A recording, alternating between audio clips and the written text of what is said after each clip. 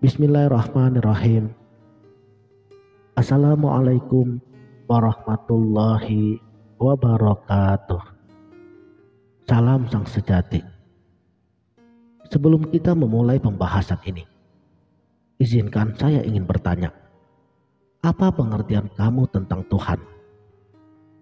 Di antara kita, mungkin ada yang melihat Tuhan hanya sebagai sosok gaib yang tidak bisa dilihat oleh panca indera kita. Atau ada juga yang beranggapan bahwa Tuhan jauh di atas sana. Ataukah kita hanya cukup dengan cara mengimani saja dan percaya dengan yakin-yakinnya bahwa Tuhan adalah penguasa alam semesta yang menciptakan segala sesuatu di dalamnya. Beginilah dogma yang telah ditanamkan pada diri kita sedari kita kecil.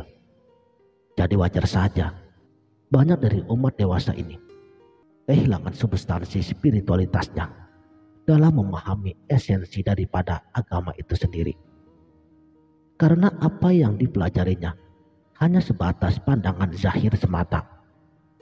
Padahal kalau saja kita mau membuka diri dengan lebih sadar lagi bahwa dalam beragama seharusnya kita mengetahui bahwa tujuan diri kita itu diadakan di semesta raya ini adalah untuk mengenal kepada Tuhan Allah Subhanahu wa Ta'ala. Sebagaimana yang telah Allah firmankan sendiri di dalam hadis qudsinya, Aku adalah perbendaharaan yang tersembunyi. Aku ingin dikenal. Untuk itu aku menciptakan makhluk agar denganku mereka mengenalku. Makanya awal mula baginda Nabi Muhammad Sallallahu Alaihi Wasallam pada saat beliau berdakwah, ilmu yang pertama kali beliau ajarkan kepada para sahabatnya ialah ilmu tauhid, yaitu ilmu mengesahkan Allah, ilmu mengenal kepada Allah, ilmu yang memahami betapa esanya diri Allah dengan asmanya, sifatnya, af'alnya, dan juga dengan zatnya. Barulah selepas 11 tahun baginda menerima wahyu yang pertama, perintah ibadah syariat itu diturunkan oleh Allah Subhanahu wa Ta'ala pada saat peristiwa Isra dan Mi'raj. Jadi inilah fakta yang sebenarnya dalam beragama. Mengenal Allah terlebih dahulu, barulah kemudian kita bersyariat sesuai dengan tuntunan Rasulullah Sallallahu Alaihi Wasallam. Makanya Imam Al-Ghazali, beliau pernah mengatakan, hakikat tanpa syariat itu batal, dan syariat tanpa hakikat itu kosong. Seiring dengan berjalannya waktu, selama ini diri kita itu terkesan telah terikat pada doktrin agamawan tertentu yang justru menghambat perjalanan kita menuju kepada Tuhan. Diri kita malah cenderung aktif untuk mengurusi kesalahan-kesalahan orang lain tanpa pernah mau berpikir panjang atas dampak ataupun resiko daripada sikap dogmatis tersebut. Ilmu yang tidak lagi utuh dengan situasi lingkungan di sekitar kita yang menyetujui pendapatnya semakin menambah gairah beragama.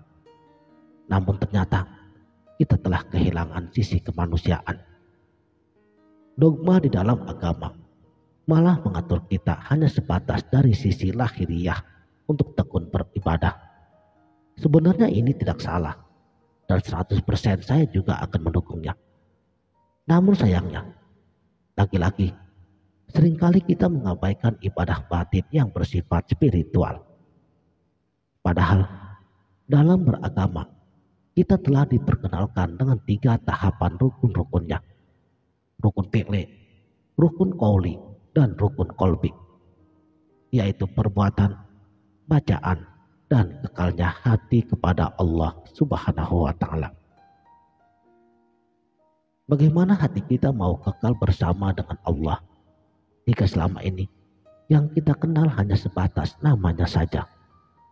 Dan akhirnya inilah yang sangat disayangkan sekali oleh para ahli spiritual tasawuf, bahwa dogma-dogma di dalam agama yang akhirnya menuntun kita hanya fokus untuk senantiasa bersolek alim di hadapan orang lain.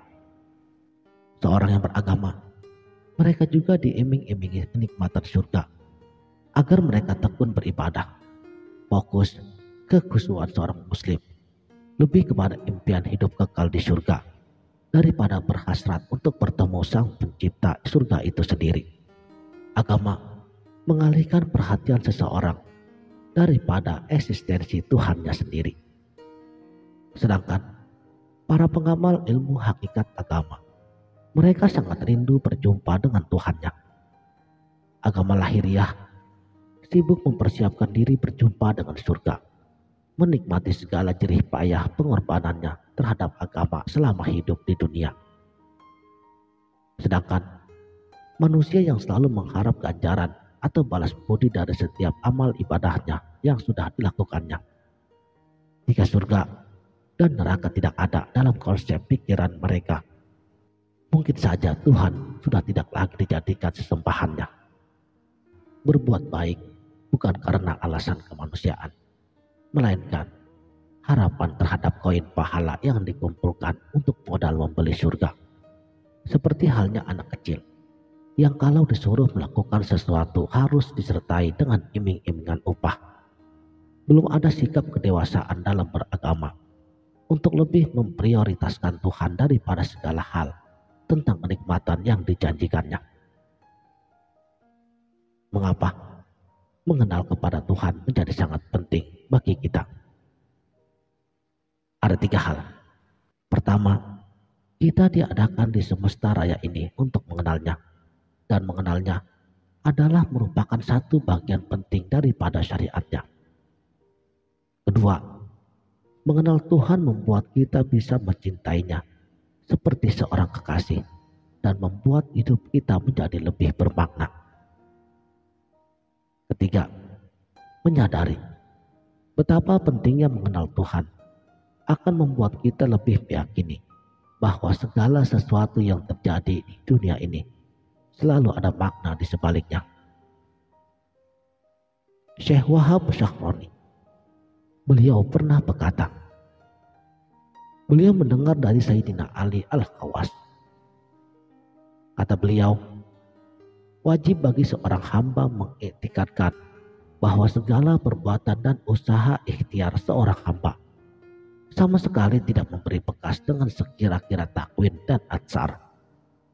Lebih jauh lagi, beliau pun berkata bahwa Allah menghendaki mengadakan suatu harkat atau yang disebut gerak perbuatan, maka tidak akan ada wujudnya kecuali pada madah atau tempat yang menerima hukum yang dimaksud.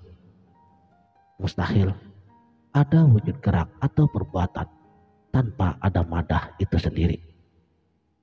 Maka yang dijadikan madah atau tempat menzahirkan perbuatan Allah adalah hamba-hambanya. Itulah sebabnya dipandang pada segi lainnya ada perbuatan seorang hamba. Sangat banyak sekali penjelasan di dalam Al-Quran dan juga hadis-hadis Nabi yang memberikan keterangan-keterangan bahwa seorang hamba atau makhluk ini sama sekali tidak mempunyai perbuatan. Antara lain yaitu pada surat As-Saffat ayat 96. Wallahu khalaqakum wa ma ta'malun. Bukankah Allah yang menciptakan kamu dan apa saja yang kamu perbuat? Ungkapan seperti ini tidak akan bisa kita jumpai jika kita hanya mempelajari agama dari segi kulitnya saja.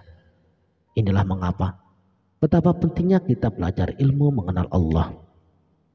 Jadi, jika dirimu telah mengenal kepada Allah Subhanahu wa Ta'ala dan juga sudah mencapai kepada tahap kesadaran jiwa secara utuh, maka hidupmu sudah tidak lagi akan bersandar kepada benar dan salah, surga ataupun neraka, melainkan dirimu akan menjadi kepanjangan daripada tangan Tuhanmu untuk menyampaikan rahmat dan kasih sayangnya kepada seluruh makhluknya di semesta alam ini. Bukan lagi transaksi barter pahala dari apa yang kamu kerjakan. Inilah manusia sejati, insan kamil mukamil. Mudah-mudahan kita semua akan sampai kepada tahapan jiwa yang dimerdekakan daripada belenggu nafsu-nafsu bumi. Sekianlah, terima kasih telah menonton. Wabillahi taufik wal hidayah. Wassalamualaikum warahmatullahi wabarakatuh.